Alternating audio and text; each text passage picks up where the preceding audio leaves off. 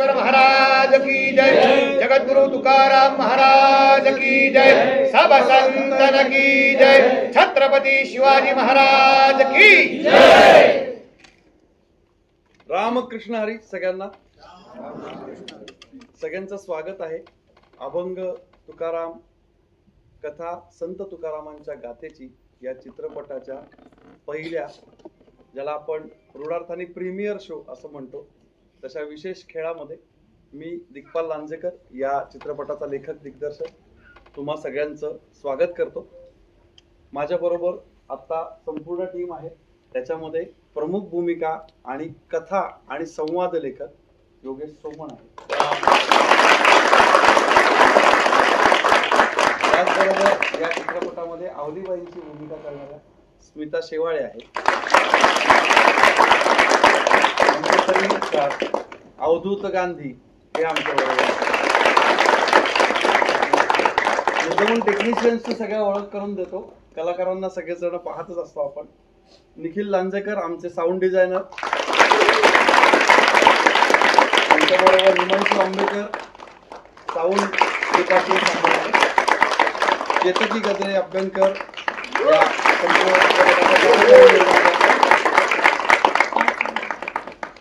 कुठे गेले पार्थ सर घाबरून असे बसतात, VFX त्यांनी केलेले आहे।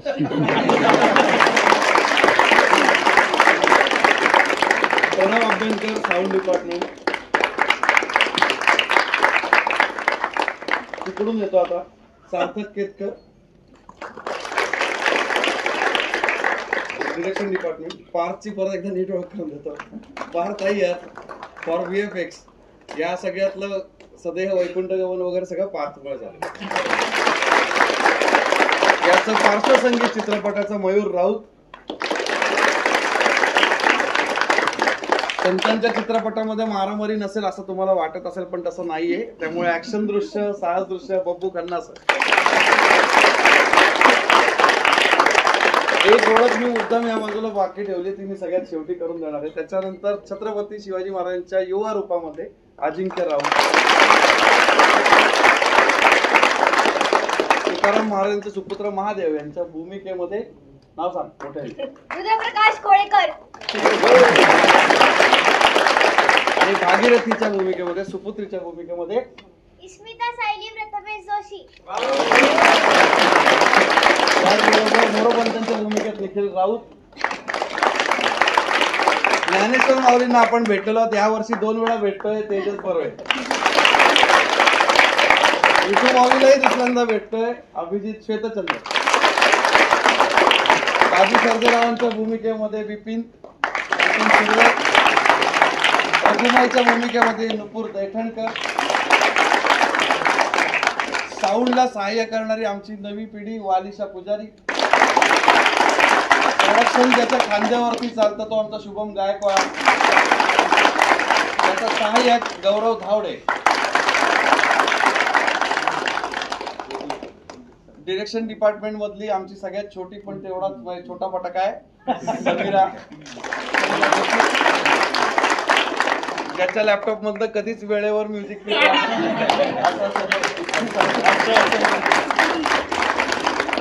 या सगळ्याची एक लक्षात आहे, सगळ्यांना मुद्दाम ठेवल्या।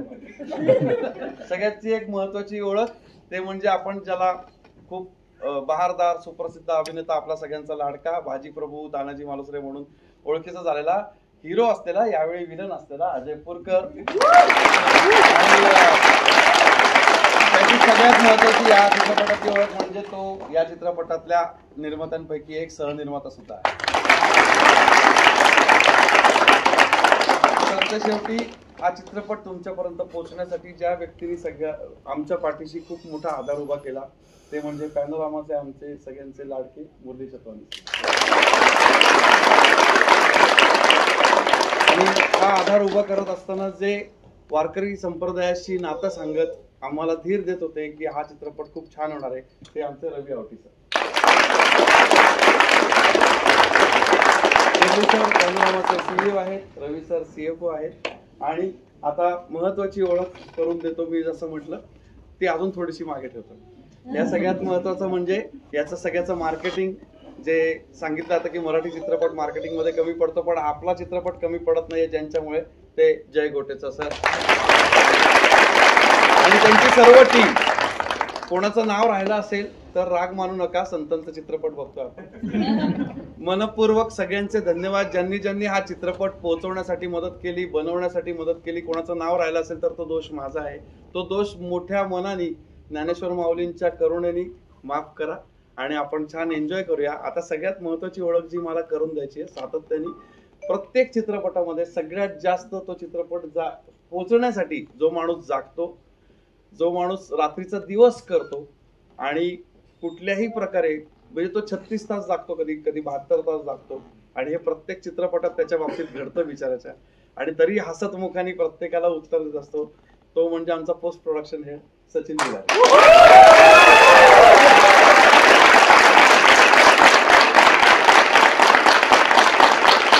आजचा चित्रपट पण इथे लागण्यासाठी तो निलोफर या सगळ्यांनी काल रात्रीचा दिवस केला होता. 36 तास हे सगळे जण जागे होते. 36 तास जवळजवळ. निलोफर असेल, सचिन असेल, रोहित असेल, हे सगळे जणांचे मी खूप आभार मानतो. त्यांच्यामुळे आजचा हा चित्रपटाचा प्रीमियर होतोय. मुरली सर त्यावेळी आमच्या बरोबर अतिशय भक्कमपणे उभे होते, आणि आपण आता खूप वेळ तुमच्यामध्ये आणि चित्रपटाच्या मध्ये मी थांबत नाही. चित्रपटाच्या सुरुवातीला आम्ही सगळ्यांनी एक खूप सुंदर सरप्राईज तुमच्यासाठी आणलेलं आहे. हा चित्रपट पोहोचवणं ही आजच्या काळाची गरज आहे. आम्ही वेगवेगळ्या मुलाखतींमध्ये ते बोलतोच आहोत. मला असं वाटतं की ज्या एकल नाट्यापासून, आनंद डोहोपासून या चित्रपटाची सुरुवात झाली, त्याचे लेखक आणि या चित्रपटामधील मध्यवर्ती भूमिका म्हणून, सर्वांचे प्रतिनिधी म्हणून योगेश सरांनी 2 शब्द बोला. चित्रपटाचं नाव अभंग तुकाराम आहे. मला या निमित्ताने एवढंच सांगायचं आहे की याच्यातून आम्ही तुकाराम महाराजांच्या अभंगांना तर स्पर्श केलेलाच आहे, आणि तुकाराम महाराजांचं अभंगत्व आपल्यापर्यंत पोहोचवण्याचा प्रयत्न केलेला आहे. दुसरं मला म्हणायचं आहे की जेव्हा लाखोंच्या श्रद्धेची अंधश्रद्धा म्हणून टिंगल व्हायला लागती, त्यावेळेला अभंग तुकाराम तुमच्या समोर येतो. धन्यवाद. एक महत्वाचा उल्लेख केला पाहिजे, तो उल्लेख त्याशिवाय हा सोहळा अर्धवट राहील. ते म्हणजे आपण नेहमी असं म्हणतो की आमच्या सगळ्यांच्या मागे शासन उभं राहतं का नाही, असा प्रश्न आपल्याला पडतो. तर ह्या प्रश्नाचं उत्तर असं आहे की शासन खंबीरपणे आपल्या बरोबर उभं असतं, आणि त्यांचे प्रतिनिधी म्हणून आपल्या फिल्म सिटीचे जॉईंट MD साजणीकर सर आज इथे उपस्थित आहेत.